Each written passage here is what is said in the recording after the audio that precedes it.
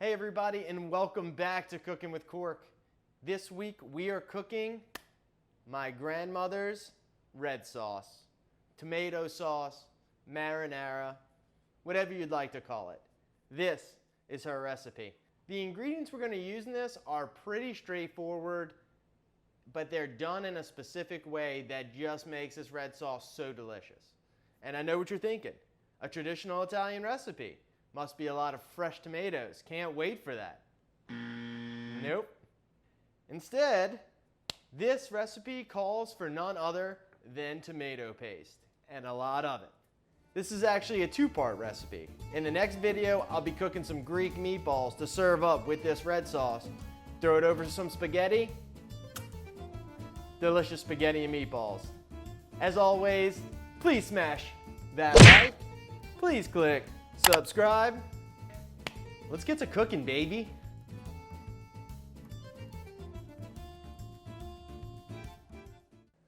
All right, let's get to prepping everything.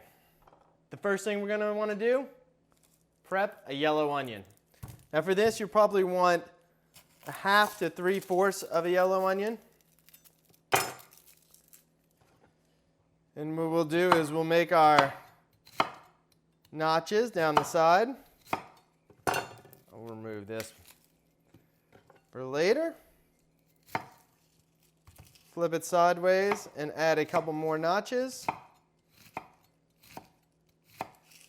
And then dice this bad boy.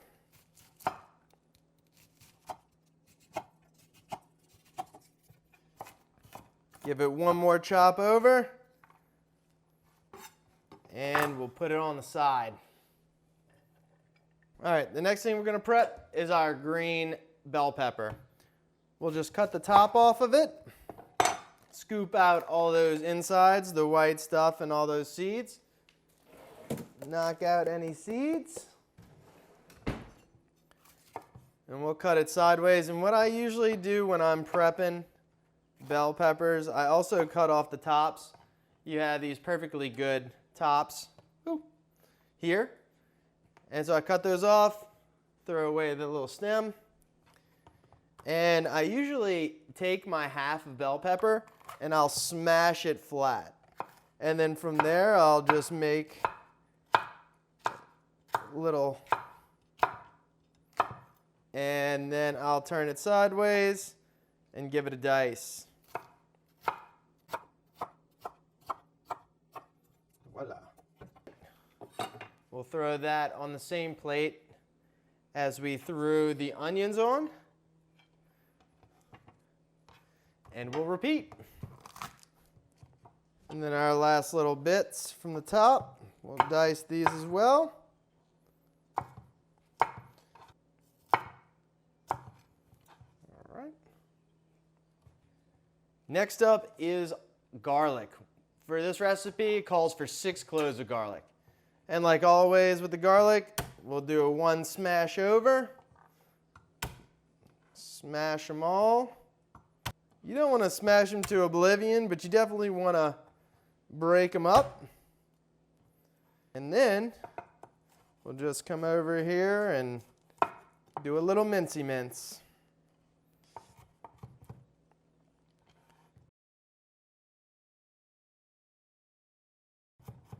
Now, whenever I do a mince, I like to put my blade in one area and just slowly make my way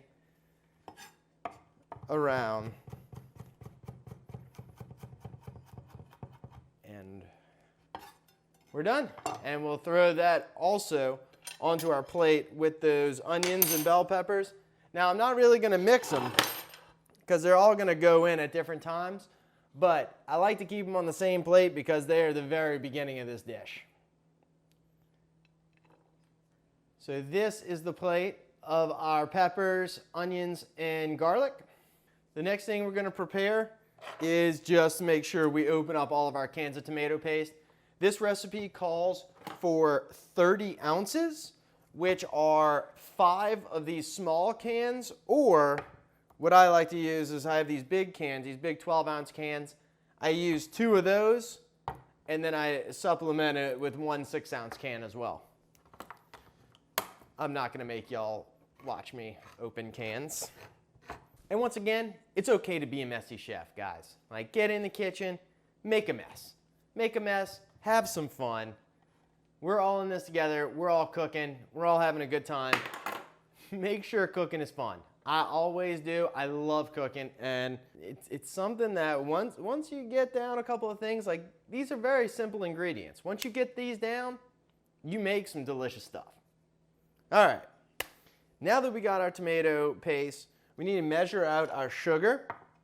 So I said this was my grandmother's recipe. Usually I don't veer off the road, but she likes hers super sweet. So with this recipe, I'm gonna do it the way that my father and I make it, which is 1.5 tablespoons of sugar. She uses 3, so if you want the traditional Mimi certified, use 3 tablespoons of sugar. I love it. It's good in its own right, but I guess this is me just making it a little bit of my own. So 1.5 tablespoons of sugar, and the last thing that we're gonna measure out is our basil and oregano. Now, usually I would eye this, throw it in as I see fit, but to help y'all out, I wanna measure it out so y'all have an idea and y'all can use it in the recipe. But I suggest when you're cooking, taste it. Taste it, see what it tastes like, and if it needs a little bit more, throw a little bit more in there. So with that being said, I'm going to put 1/2 tablespoon of basil, a big 1/2 tablespoon of dried basil, and a big 1/2 tablespoon of oregano. Put those together in the same ramekin. Those will be thrown in at the same time, and we are good to go. I think that's it for prep. Let's get to cooking, baby. Let's get to actually cooking. Here we are. Let's get started. The first thing, we're gonna set our heat to medium-high heat on the stove.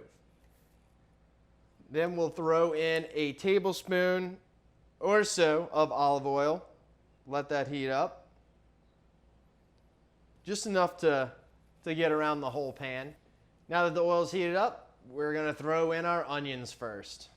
We're gonna grab our plate with all that and throw all of our onion, our 1/2 to 3/4 to a whole onion in there. I got a couple of bell peppers in there on accident, but not the end of the world. It's all going in the same pot anyway. We will cook these for the next 3 minutes before we throw in our garlic. While we're waiting, we'll throw some salt and add some pepper. Y'all know how I like to do it. I like to add salt and pepper along the way. We'll actually cook these onions for a minute or 2 until they start very beginning of their translucent stage, and then we'll throw in our bell peppers. All right, it's been about a minute and a half. We're gonna throw in our bell peppers and mix those in with our onions. We're gonna cook that. We're gonna cook these for another couple of minutes before we throw in our garlic.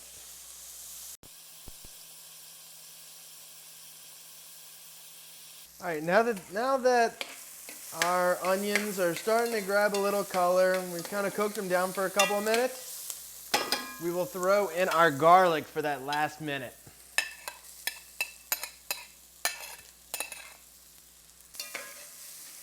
Let all that infuse.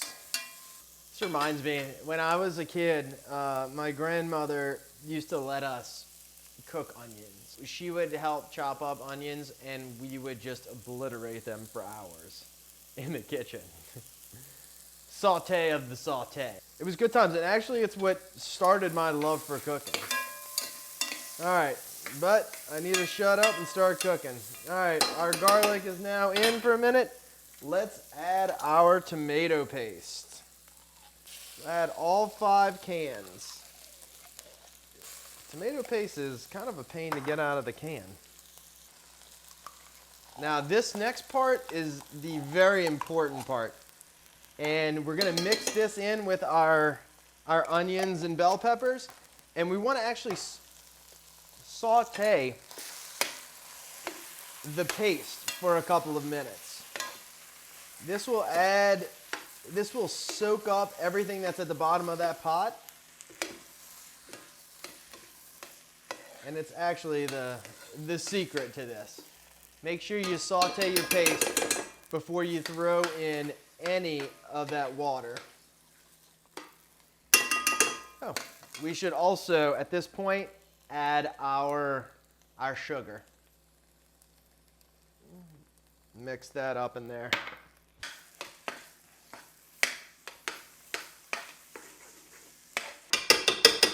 Now that everything has been cooking for about a minute, we will throw in our water. So you want 2 cans of water for every 1 can of tomato paste.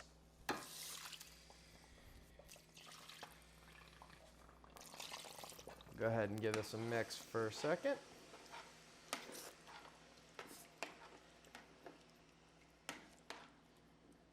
Throw in 1 more of these and 1 of the small ones and we're good.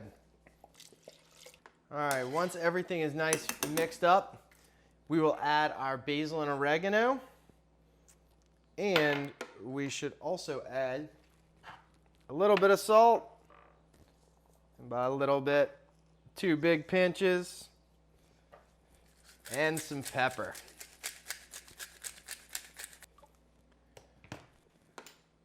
We'll mix all that in.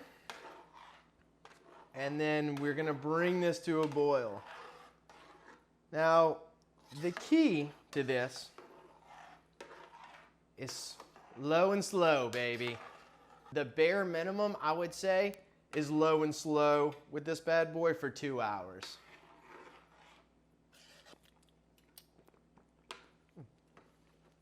And watch out, guys.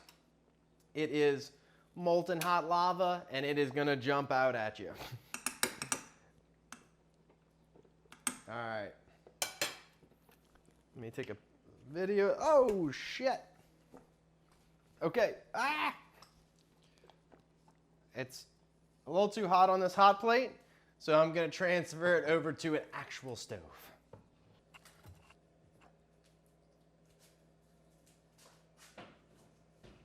And just like that, we're going to put it on the stove, on the actual stove for 2 hours. It was jumping out at me, as I'm sure you will see in the footage.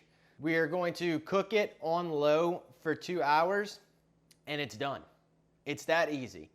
It's that easy.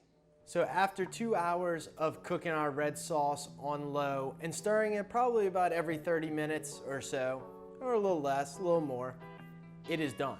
As it cooks, you'll start seeing a more depth of flavor in it.